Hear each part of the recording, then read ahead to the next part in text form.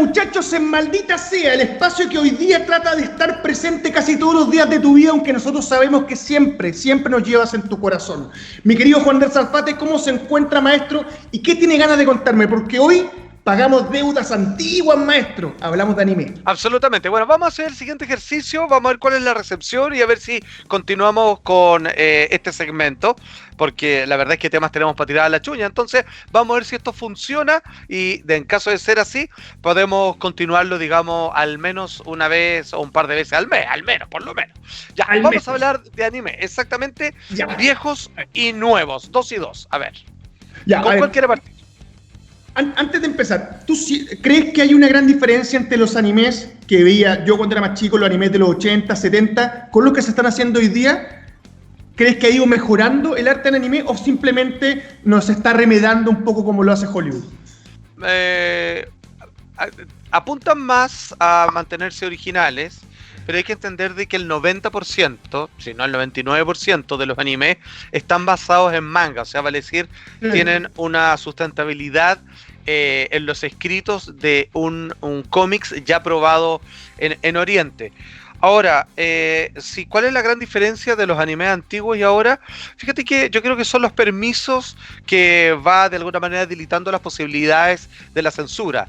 Entonces, siendo que ya en los 90 hubo todo un florecimiento producto de la explosión que hubo del anime de ese accidente para hacer cosas más picarescas y otras de frentón pornográfica, yo creo que hoy día se ha hecho como una especie de combinación donde se permite mostrar un poco más de la cuenta en términos de cuerpos desnudos de los personajes y también en tanto a la violencia. Antes eran un poquito más medidos, pero no olvidar que habían cosas como Centella o Sam, el rey del judo, donde también habían sacas de ojo y cosas así, pero estaba un poquito más estéticamente disimulado.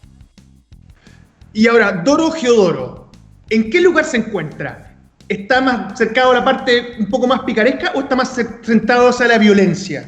Más hacia la violencia, pero la verdad es que la pregunta es ingrata, porque en realidad es muy difícil definir este anime solo con 3 o 4 o 5 adjetivos.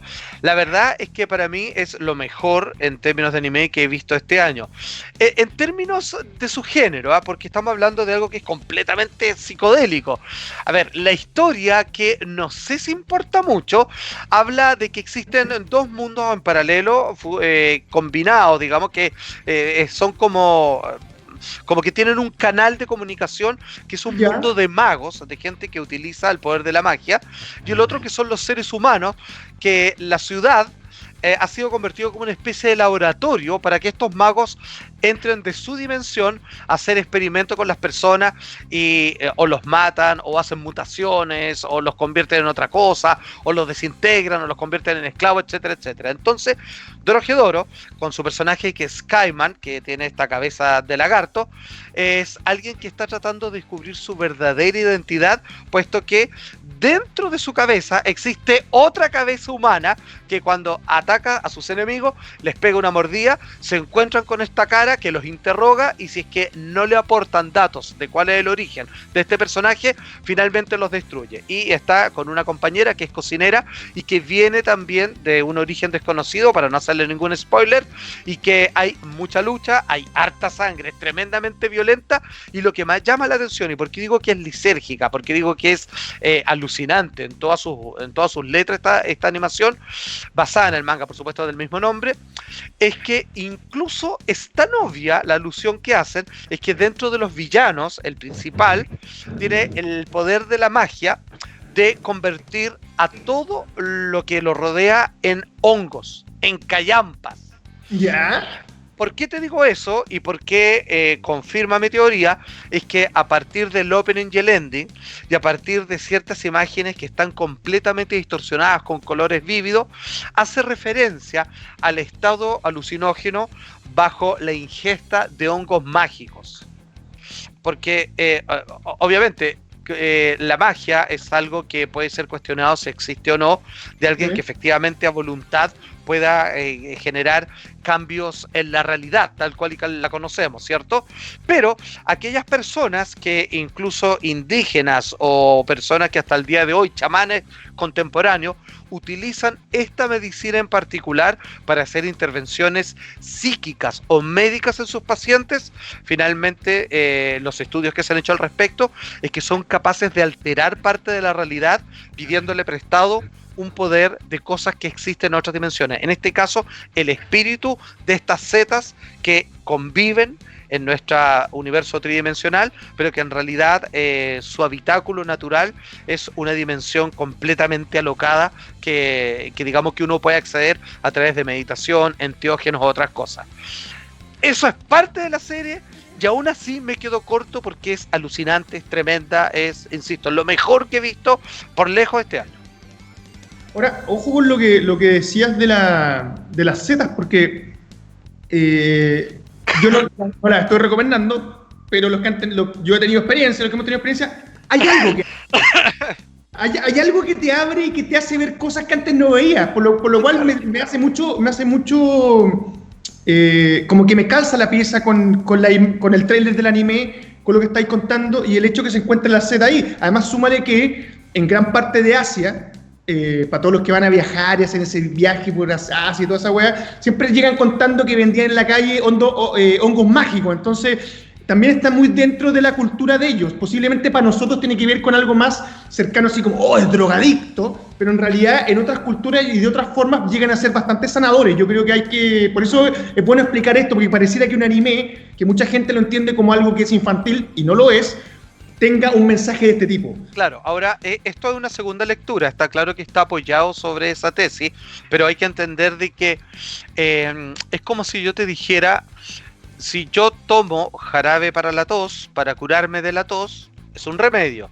Si yo me tomo un frasco entero para volarme, ahí estoy cayendo en nuestra práctica. Exacto. Entonces lo mismo, si que uno compra en la calle estas cosas, que es para eludir la realidad, finalmente, digamos, estás haciendo algo que es impropio de la naturaleza, que esto bajo un setting terapéutico correcto puede ser tremendamente reparador en las personas. Es como siempre hemos dicho, un bisturí en manos de un médico puede ser para sanar a alguien, en manos de un cogotero es para cortarle la yugular a otro. Entonces estas cosas hay que hacerlas con mucha prudencia y con gente que sabe, pero ahora si que tuviera que citar a alguien, por ejemplo el señor Humberto Maturana, uno de nuestros grandes pensadores, uno de los grandes científicos de nuestro país, creador de muchas teorías, un señor precioso con inmensa sabiduría, él recomendaba que al menos una vez en la vida todo ser humano probara algún enteógeno para que descubriera cuáles son sus verdaderas capacidades cerebrales. Y como usted dice,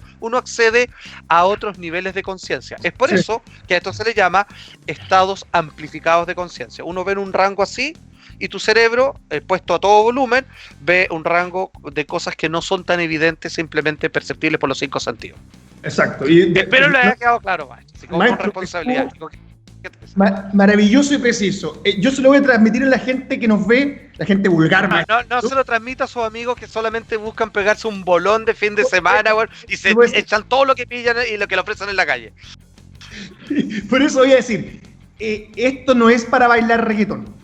Esto no es para la discoteca, esto tiene otro sentido y yo lo entiendo así también, mi querido maestro Salfate, y me imagino que Geodoro también debe amplificar un poco el rango de visión que tenemos cada uno respecto a las cosas que nos pasan. Excelente, porque es importante este anime, porque dentro de lo que todo uno conoce y todo lo que uno ha visto, te amplía el estado de posibilidades de entender quizás no una historia necesariamente lineal, sino que derechamente algo que es mucho más completo, exquisito, que se mezcla entre toda cantidad de géneros, o sea, tiene artes marciales, tiene romance, tiene psicodelia, viejo, es todo, realmente es lo más potente, pero debo decir que no sé si es para todos los gustos, porque hay que tener cierta como estimulación de búsqueda o cierto interés personal de estar dispuesto a ver algo nuevo y no que te cuenten la misma historia. Exacto, y respecto a eso mismo, a tener ganas, en abril de este año, hace muy poco, se estrenó este anime que tú querías comentar que se llama Gleipnir, si no me equivoco, ese es el nombre, claro, ¿no, Salfate? Sí, absolutamente. Gleipnir es una palabra, ¿cierto?, de las antiguas culturas vikingas, por así decirlo, celtas, de ahí para atrás, Sí. que hace referencia a estas deidades que tienen ciertas formaciones de animales, o sea, es su aspecto, y que conllevan ciertas características animosas, vale decir, estados, características de la personalidad de las personas que claman por ese poder. Gleipnir es algo nuevo, se estrenó hace muy poco también este año, y es bien interesante. Exacto, lleva 3-4 capítulos nada más, y trata de un joven que es muy tímido, quitado de bulla, muy buen estudiante, que le ha sido traspasado un poder de cuando está estresado o cuando él decide convocarlo, se convierte en un corpóreo, una especie de perrito con una pistola con suspensores, como una versión satánica de Mickey Mouse. Así y como que Dr. Simi. es como Dr. Simi, así, pero en versión anime, tal cual. Y que rescata una niña que se quería suicidar y que juntos se transforman en una especie de dupla de guerreros que intentan combatir con otros personajes que tienen un poder similar y que algunos tratan de recuperar su normalidad y otros que simplemente quieren seguir indagando hasta dónde llegan sus poderes. Ahora la niña se desnuda porque al ser un corpóreo con mucha fuerza, mucho poder y todo lo demás, él es hueco por dentro, vale decir, tiene un cierre atrás y si tú lo abres es como si fuera un disfraz.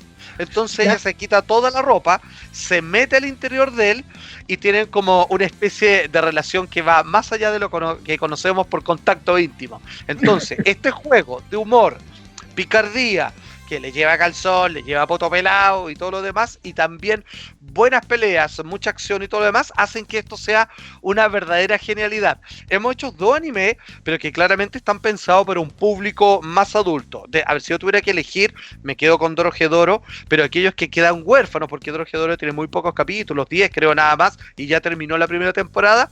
Esta, que está recién iniciando, y sin embargo tiene mucho más episodios en el manga, ahí tendríamos que entender de que derechamente entre los dos te haces un plato exquisito para estar al día en el mundo del anime y haber visto prácticamente un paseo por todos los géneros que existen dentro de este estilo cinematográfico.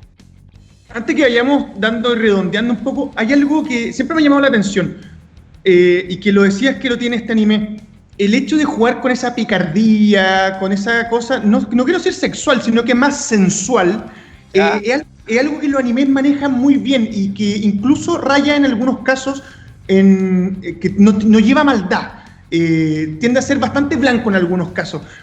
¿Por qué lo llevan tan bien los animes, el tema picarón, sensual dentro de sus historias y parece nunca molestar, a pesar de lo que quieran contar sea otra cosa? ¿Por qué ese ingrediente siempre está presente, Salfate? Muy buena pregunta, porque para ellos la sexualidad no es un tema prohibido, no es tabú, es algo que se vive, es parte del llamado de alimento del cuerpo energético, de relaciones humanas, y ya tanto sea por placer o por un vínculo más profundo.